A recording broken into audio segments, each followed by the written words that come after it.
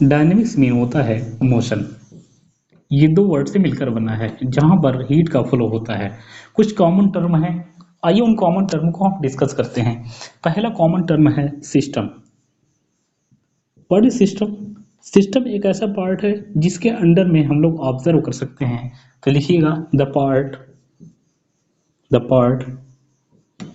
which is under which is in under observation। अगर हम बात करें सराउंडिंग की, तो याद रखिएगा सिस्टम को छोड़ दीजिए, बाकी जितनी चीजें बच रही हैं वो सब के सब आ जाएंगी सराउंडिंग के अंदर। All except system. सिर्फ सिस्टम की चीजें छोड़ दीजिए जो सिस्टम के अंडर में आ रही हैं, बाकी सारी चीजें आ जाएंगी सराउंडिंग के अंदर। अगर मैं सिस्टम और सराउंडिंग को मिला दूं आपस में तो ये कहलाएगा यूनिवर्स। तो यूनिवर्स जो होता है सिस्टम प्लस सराउंडिंग को मिलाने पर बनता है सिस्टम प्लस सराउंडिंग।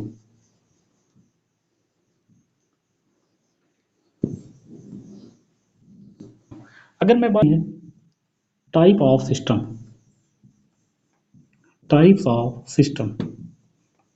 थोड़ा सा मैं तेज चलूंगा, देखिएगा।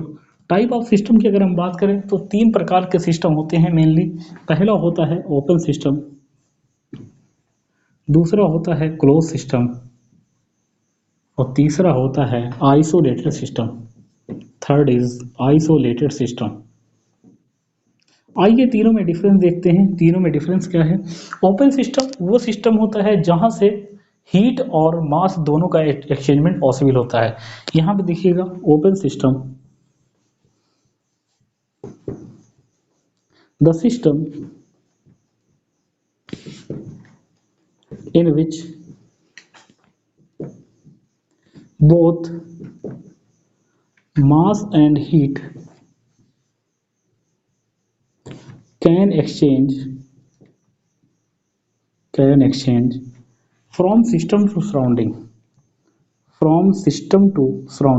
सिस्टम टू सराउंडिंग अगर यहाँ पर मास और हीट दोनों का एक्सचेंजमेंट हो रहा है तो इसको हम लोग बोलते हैं open system.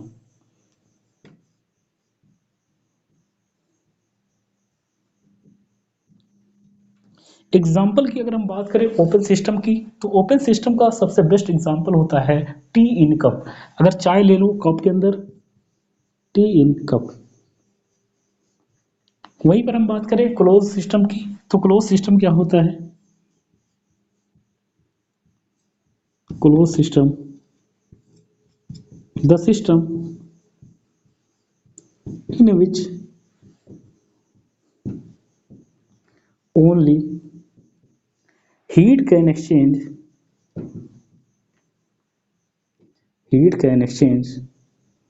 but mass cannot exchange।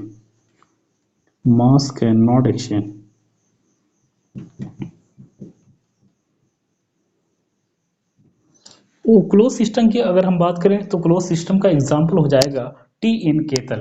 केतल के अंदर अगर चाय रख दो तो वहां से हीट का एक्सचेंजमेंट हो सकता है लेकिन मास का एक्सचेंजमेंट नहीं होता, उसको हम लोग बोलते हैं क्लोज सिस्टम। थर्ड होता है आइसोलेटेड सिस्टम।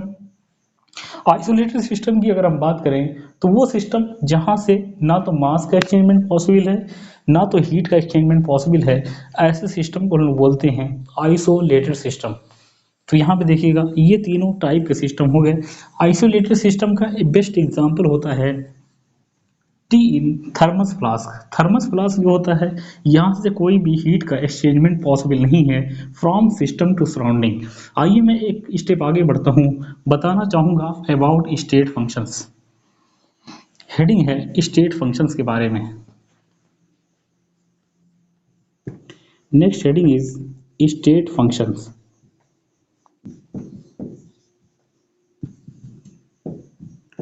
लिखिएगा वो प्रॉपर्टी डियर स्टूडेंट जो डिपेंड करती है सिर्फ इनिशियल और फाइनल स्टेट पर। अगर सिर्फ इनिशियल और फाइनल स्टेट पर डिपेंड करे तो उस फंक्शन को हम लोग बोलते हैं स्टेट फंक्शन। लिखिएगा the property which depend upon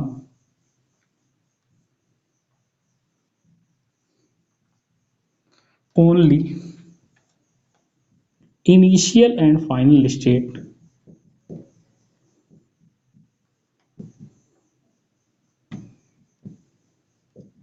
not depend on path, not depend on path, path पर डिपेंड नहीं करती, कॉल्ड स्टेट फंक्शंस। इसको हम लोग कहते हैं dear student state functions. State functions के अंदर बहुत सारे एग्जांपल आएंगे। Change in internal energy delta E, delta G, delta S, Gibbs free energy, change in entropy, ये सारे के सारे एग्जांपल आ जाएंगे स्टेट फंक्शंस के अंदर। वहीं पर हम बात करें Q and W, Q and W जो होती है ये स्टेट फंक्शन नहीं बल्कि पाथ फंक्शन होती है, पाथ फंक्शन। ये जो होती है ये पाथ फंक्शन होती है। आइए मैं थोड़ा सा आगे बढ़ूं, मैं आपको बताना चाहूंगा माइक्रोस्कोपिक प्रॉपर्टीज के बारे में। On the basis of microscopic property, on the basis of microscopic property,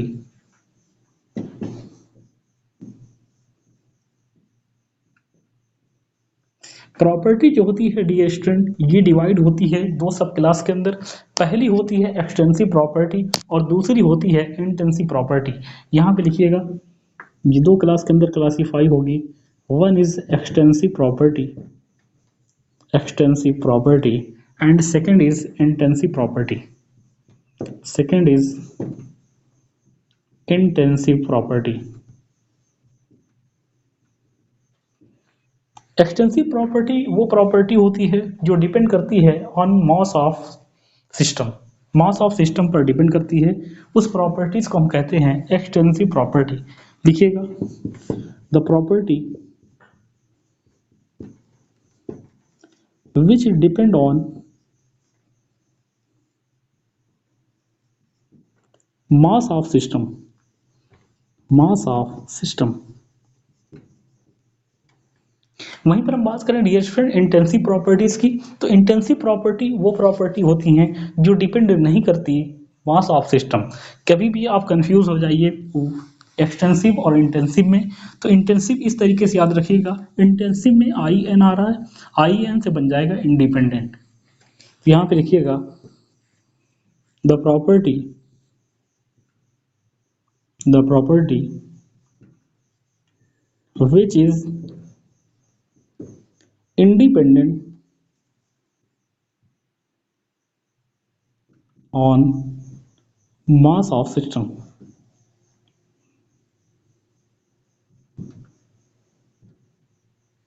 तो ये देखिए आपने डिफरेंस देखा, difference between extensive property and intensive property. दूसरा डिफरेंस ये होता है एक्सटेंसिव और इंटेंसिव प्रॉपर्टी में कि एक्सटेंसिव प्रॉपर्टी को आप डायरेक्टली जोड़ और घटा सकते हो क्योंकि ये डिपेंड करती है मास ऑफ सिस्टम पर। इंटेंसिव प्रॉपर्टीज को आप डायरेक्ट जोड़ या घटा नहीं सकते। तो यहाँ पर सेकेंड डिफरेंस देखिएगा, they can be directly added, directly added और सब्ट्रैक्टेड।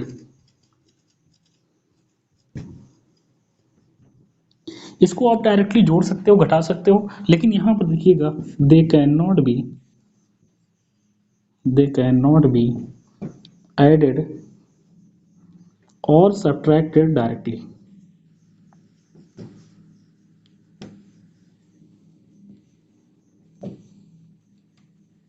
इसको आप डायरेक्ट जोड़ या घटा नहीं सकते। अगर हम बात करें एग्जांपल की एक्सटेंसिव प्रॉपर्टी के, एक्सटेंसिव प्रॉपर्टी में एग्जांपल आएगा all energy, all energy except specific heat, except specific heat,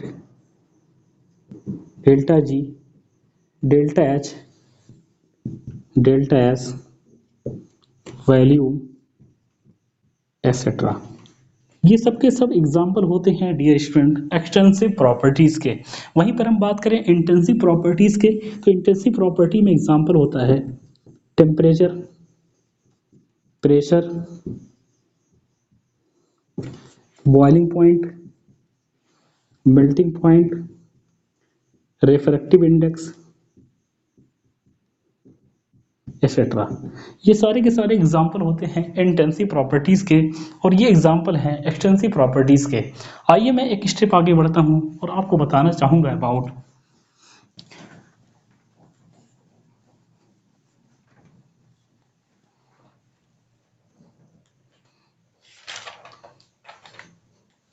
internal energy. Next heading is internal energy. अगली हेडिंग है internal energy.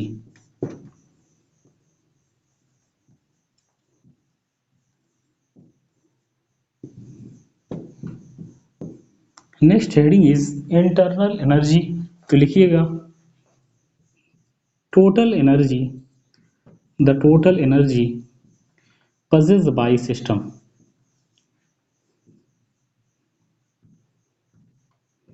possessed by system। System के द्वारा जो टोटल एनर्जी पजेस की जाती है उस एनर्जी को हम लोग कहते हैं इंटरनल एनर्जी। इंटरनल एनर्जी की अगर हम बात करें तो ये बराबर होता है kinetic energy, potential energy, rotational energy, vibrational energy. जितनी भी एनर्जी होगी सबका समेशन होगा इंटरनल एनर्जी। इंटरनल एनर्जी की अगर हम बात करें तो यहाँ पर ये सारी चीजें आप देख सकते हो। उसके बाद आता है फर्स्ट लॉ ऑफ थर्मोडायनेमिक्स। आइए हम बताते हैं what is first law of thermodynamics. First law of thermodynamics.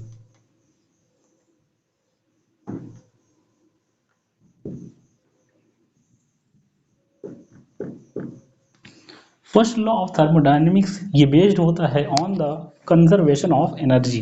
यहां पे लिख सकते हो this law is based on conservation of energy।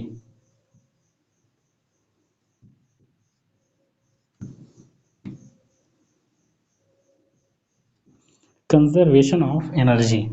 उसके बाद अगर हम बात करें फर्स्ट लॉ ऑफ थर्मोडायनेमिक्स की तो यहाँ पर फार्मूला आप डायरेक्ट याद रखिएगा, delta E is equal to होता है क्यू प्लस डब्ल्यू। ये फार्मूला आप हमेशा याद रखिएगा, क्योंकि क्रैश कोर्स है तो यहाँ पर मैं ज़्यादा डिटेल में जाऊँगा नहीं, तो ये फार्मूला याद रखिएगा। डेल्टा ई का मतलब होता है change in internal energy, E2 minus E1 final energy minus initial energy. Q जो होता है ये हीट होता है, हीट, और W जो होगा यहाँ पर वर्क डन हो जाएगा। याद रखिएगा यहाँ पर जो यूनिट आप रखोगे विथ साइन हमेशा रखोगे, हमेशा रखिएगा विथ साइन। इसके बाद मैं आपको एक हेडिंग डलवाना चाहूँगा। हेडिंग डलवाने के बाद इस पर मैं क्वेश्चंस करवाना चाहूँगा।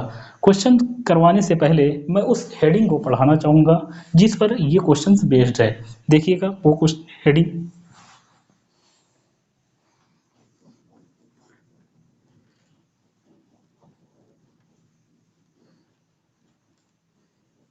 हेडिंग है pressure volume work. Heading is pressure volume work.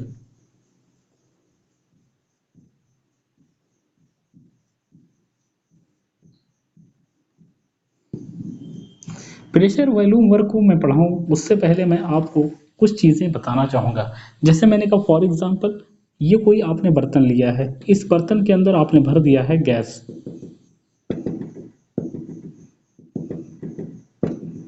और यहाँ पर लगा दिया है एक पिस्टन।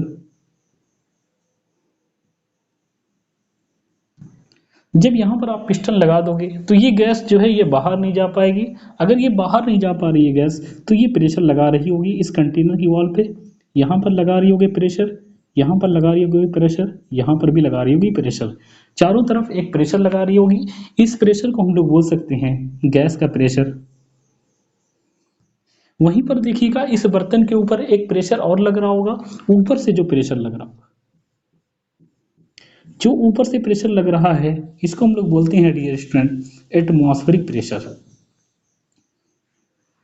इसको हम लोग बोलते हैं एटमॉस्फेरिक प्रेशर।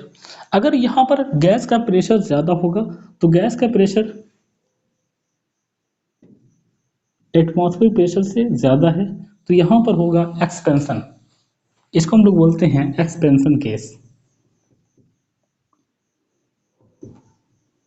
एक्सपेंशन और वर्क डन जो एक्सपेंशन का होगा, याद रखिएगा वो हमेशा होगा negative work done. Work done in expansion is negative, ये जो होता है ये हमेशा नेगेटिव होता है। वहीं पर अगर हम बात करें एटमॉस्फेरिक प्रेशर जो ऊपर से लग रहा है, ये एटमॉस्फेरिक प्रेशर अगर ज़्यादा हो गया गैस के प्रेशर से तो यहाँ पर होती है कॉन्ट्रैक्शंस। दूसरी के कंडीशंस बनती है if atmospheric pressure is greater than gaseous pressure. अगर एटमॉस्फेरिक प्रेशर गैस के प्रेशर से ज़्यादा है तो यहाँ पर ये होगा कॉन्ट्रैक्शंस, और कॉन्ट्रैक्शंस में हमेशा वर्क डन होता है पॉजिटिव, तो यहाँ पर होगा कॉन्ट्रैक्शंस, और कॉन्ट्रैक्शन में वर्क डन हमेशा होता है positive. Work done is positive, इसको हम लोग बोलते हैं work done by the system, और इसको हम लोग बोलते हैं work done on the system. On the system कब बोलोगे? जब एटमॉस्फेरिक प्रेशर ज़्यादा होगा, तो इसको हम लोग बोल सकते हैं work done on the system.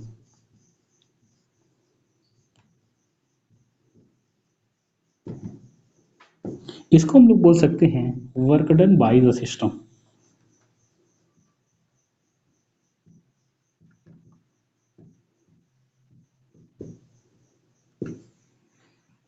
आइए मैं फार्मूला बताऊं, फार्मूला देखिएगा। फार्मूला होता है W is equal to P delta V. Work done का फार्मूला होता है W is equal to P into delta V. Delta V का मतलब होता है change in volume. Change in volume को कैसे निकालोगे? तो final volume minus initial volume आप किए, तो यहाँ पर final volume minus initial volume क्या आ जाएगा? Delta V. अगर मैं बात करूँ कॉन्ट्रैक्शन वर्क डन की, तो कॉन्ट्रैक्शन वर्क डन पॉजिटिव होता है, तो ये हो जाएगा इज इक्वल टू प्लस का P external into delta V. ये फार्मूला बन जाएगा external pressure into delta we. वहीं पर अगर हम बात करें वर्क डन इन एक्सपेंशन, तो ये हो जाएगा W expansion is equal to minus का P external into delta V. ये देखिए आपको फार्मूले मिल गए हैं। कॉन्ट्रैक्शंस का है P external delta we, plus में एक्सपेंशन है माइनस का P external into delta we. आइए इसके बिहाफ पर एक क्वेश्चन करें। क्वेश्चन देखिएगा।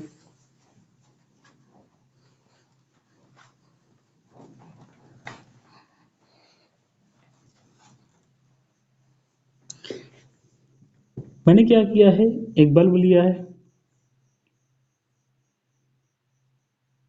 और इस बल्ब को मैंने एक ट्यूब के थ्रू कनेक्ट कर दिया दूसरे बल्ब से, और यहाँ पर मैंने प्रेशर मान लिया है 1 एटमॉस्फेयर। यहाँ पर जो गैस भरी है इसका प्रेशर है 1 atm, और वॉल्यूम जो है इसका 10 लीटर है, और यहाँ पर लगा दिया है एक स्टॉप कॉक,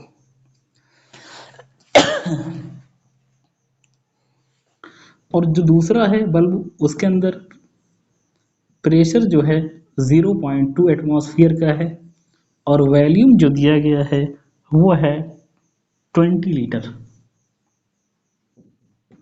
क्वेश्चन कह रहा है कैलकुलेट वर्क डन। यहाँ पर क्वेश्चन कह रहा है वर्क डन कैलकुलेट करने के लिए देखिएगा, यहाँ पर 1 atm है, यहाँ पर 0.2 atm है। यहाँ का एटमॉस्फेरिक प्रेशर ज़्यादा है और यहाँ पर एटमॉस्फेरिक प्रेशर कम है। जब आप इस टॉप कॉक को ओपन करोगे तो ये जाएगा हाई प्रेशर से लो प्रेशर की तरफ, तो यहाँ पे देखिए माइग्रेशन होगा। इसके रिस्पेक्ट में एक्सटर्नल प्रेशर यहाँ पे लग रहा होगा, तो W इज इक्वल टू हो जाएगा P external into delta V. ये फार्मूला हो जाएगा। अब सवाल उठा यहाँ पर माइनस होगा या प्लस होगा, तो यहाँ पे देखिए यहाँ से हाई प्रेशर से जा रहा है लो प्रेशर की तरफ, ये अपने आप होगा, यहाँ पर होगा एक्सपेंशन, और एक्सपेंशन अगर हो रहा है तो यहाँ पर माइनस हो जाएगा, तो ये हो जाएगा W is equal to minus का P एक्सटर्नल।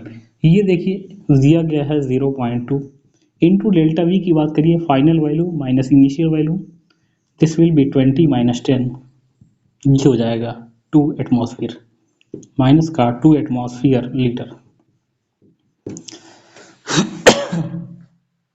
तो इस तरीके से इस क्वेश्चन को आपने किया है सॉल्व। आइए एक स्टेप आगे बढ़ते हैं, एक स्टेप आगे। यहाँ पर आपसे क्वेश्चन कह रहा है calculate change in internal energy.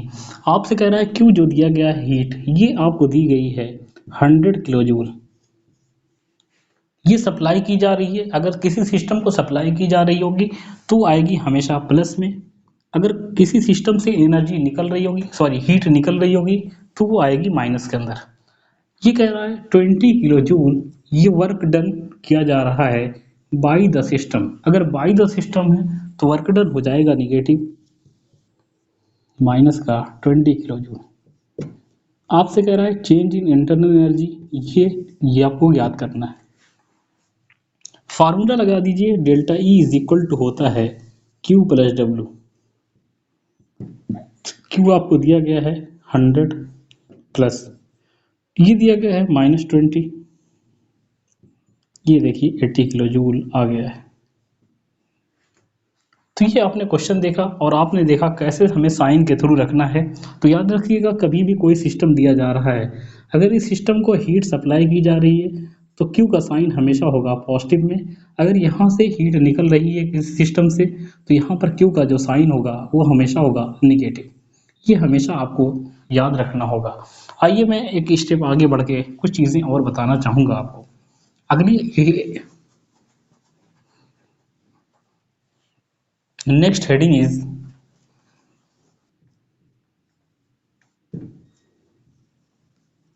Enthalpy बोलिए या इसी को हम लोग बोलते हैं हीट कंटेंट।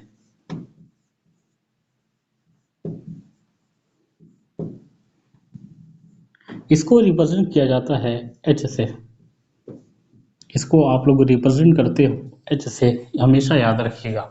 आई हीट कंटेंट, हीट कंटेंट की अगर हम बात करें तो स्टार्ट करेंगे हम लोग डायरेक्ट फार्मूला से, क्योंकि ये क्रैश कोर्स है। तो यहाँ पे देखिएगा formula H is equal to होता है E प्लस PV। अगर मैं बात करूं dear student change in enthalpy की, तो चेंज इन एंथैल्पी कैसे निकाला जाएगा, तो ये डायरेक्ट हो जाएगा formula delta H is equal to delta E plus P delta V। ये फार्मूला आप ये हमेशा याद रखिएगा। Change in enthalpy is equal to होता है change in internal energy plus P जो प्रेशर है, डेल्टा V जो है ये जो है चेंज इन वॉल्यूम है। अगर मैं बात करूं for ideal gas equation, for ideal gas equation, ideal gas equations हम लोग जानते हैं PV इज इक्वल टू होता है nRT। अगर मैं यहाँ पर डेल्टा लगा दूं तो यहाँ पर भी लग जाएगा डेल्टा, और ये P डेल्टा V किसके बराबर हो जाएगा डेल्टा N इंटू RT के। इस वैल्यू को उठा के यहाँ पे पुट कर दीजिए तो ये हो जाएगा delta H is equal to delta E plus delta N RT।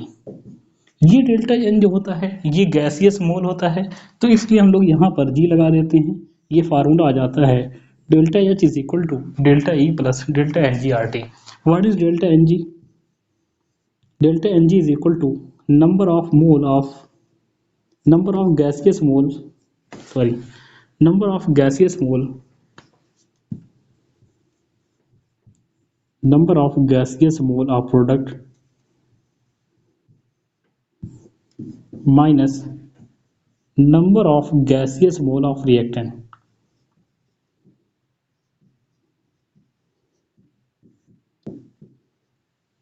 ये होता है, आप हमेशा याद रखिएगा। आइए मैं एक क्वेश्चन इसके बिहाफ पर करूं, देखिएगा questions.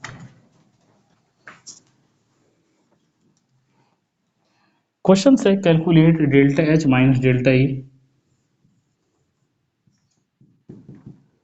Calculate delta H minus delta E for combustions of for combustions of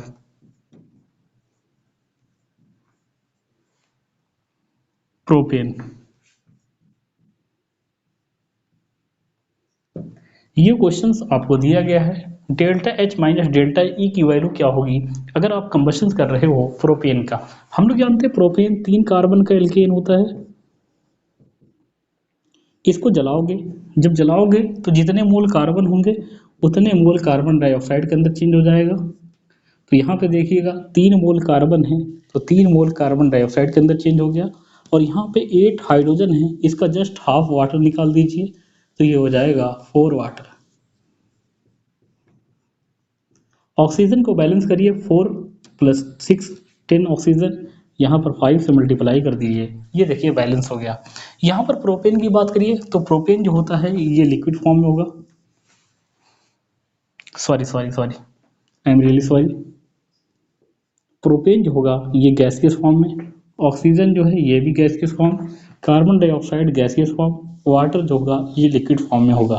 हम लोग जानते हैं delta H is equal to होता है delta E plus delta N G R T, ये फार्मूला होता है। इस फार्मूले के थ्रू हम इस क्वेश्चन को सॉल्व करेंगे। इसको यहाँ पे ले आइए, इसको यहाँ पर लाओगे तो वही कंडीशन बन जाएगी, delta H minus delta E is equal to delta N g. तो यहाँ पे गैसियस मोल कितने हैं 3, और यहाँ पे देखिएगा 5 + 1 6 है, इंटू आर टी। ये देखिए डेल्टा एच माइनस डेल्टा ई की वैल्यू आ गई है -3 आर टी। आर की वैल्यू अगर हम बात करें तो आर की 3 वैल्यू पॉसिबल होती हैं। कैलोरी के अंदर 2 होता है और किलो जूल के अंदर होता है 8.314, और वहीं पर एटमॉस्फेयर लीटर के अंदर होता है आर की वैल्यू 0.0821। आइए एक स्टेप आगे बढ़ते हैं और हम आपको बताना चाहेंगे हीट कैपेसिटी की अगर हम बात करें तो ये रिप्रेजेंट किया जाता है सी से। यहाँ पे लिखिएगा the energy require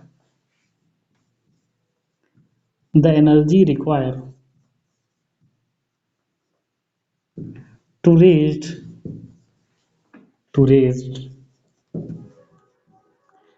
1 degree Celsius temperature of system are called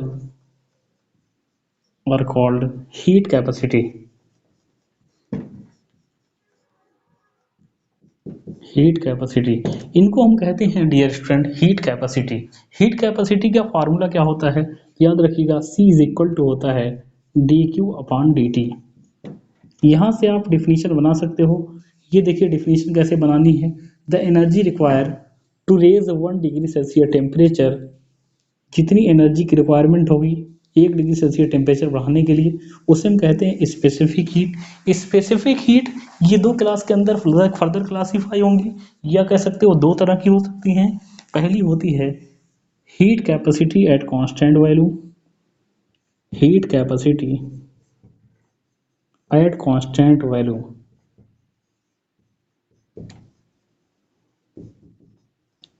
और दूसरी होती है heat capacity at constant pressure,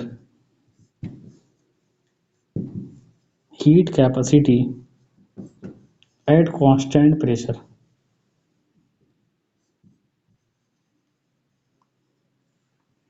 heat capacity at constant value को आप रिप्रेजेंट कर सकते हो CV से, और इसको रिप्रेजेंट करते हो CP से। देखिएगा इनमें डिफरेंस क्या होते हैं, देखिए फार्मूला मैं डायरेक्ट बता दूं पहले, उसके बाद इसको बताऊंगा। CV इज इक्वल टू होता है DE/dt। इसका मतलब है heat capacity at constant volume is equal to होता है change in internal energy per unit change in temperature. यहाँ पे लिख सकते हो heat capacity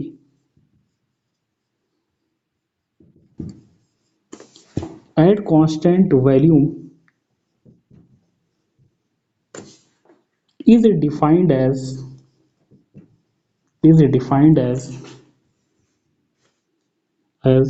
change in internal energy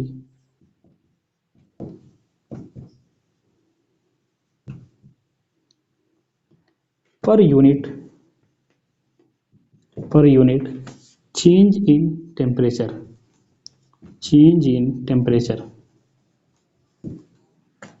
ये देखिए हीट कैपेसिटी है और at constant value.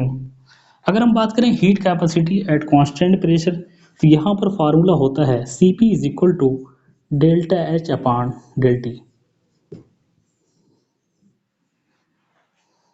Sorry D H upon D T. Definitions की अगर बात करें तो ये हो जाएगा heat capacity is defined as heat capacity is defined as change in enthalpy per unit change in temperature।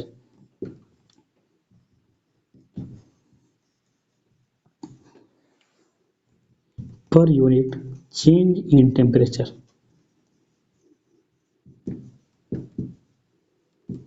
अगर मैं बात करूं n मोल के लिए हीट कैपेसिटी क्या होगी तो यहाँ पे देखिएगा, सॉरी n मोल हीट के लिए चेंज इन इंटरनल एनर्जी क्या होगी तो ये देखिए change in internal energy is equal to हो जाएगा CV इंटू डेल्टा टी या डी टी। यहाँ पे सिंपली n लगा दीजिए। ये देखिए n मोल के लिए हो गई है चेंज इन इंटरनल एनर्जी। वहीं पर हम बात करें एंथैल्पी की, बात करिए एंथैल्पी तो ये हो जाएगा n C P delta T.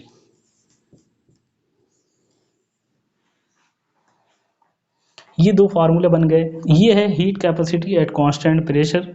यहाँ पे सिर्फ सिंपली एन लगा दिया एन मोल के लिए, यहाँ पर सिंपली एन लगा दिया एन मोल के लिए। आइए इस पर एक क्वेश्चन करते हैं, देखिएगा questions.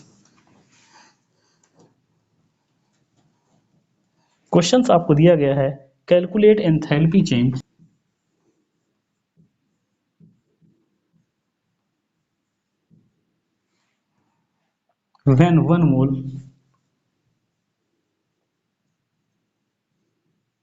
when 1 mole monoatomic gas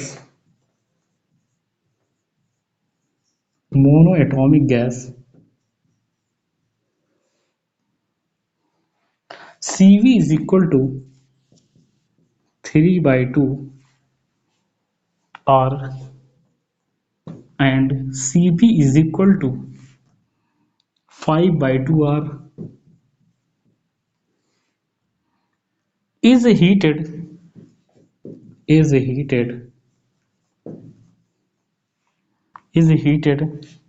from 25 degrees Celsius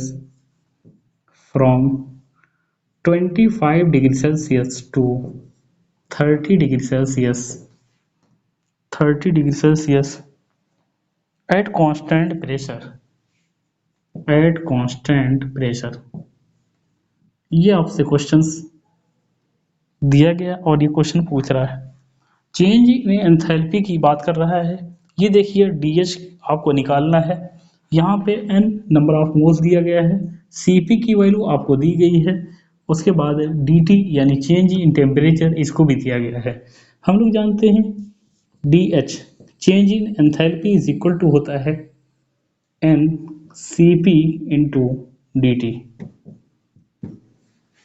n की बात करिए तो 1 मोल दिया गया है, ये हो जाएगा 1। Cp की बात करिए 5/2 R है। dt की बात करिए फाइनल टेम्परेचर माइनस इनिशियल, ये हो जाएगा 5, तो ये हो जाएगा 25 R/2। This is your answer.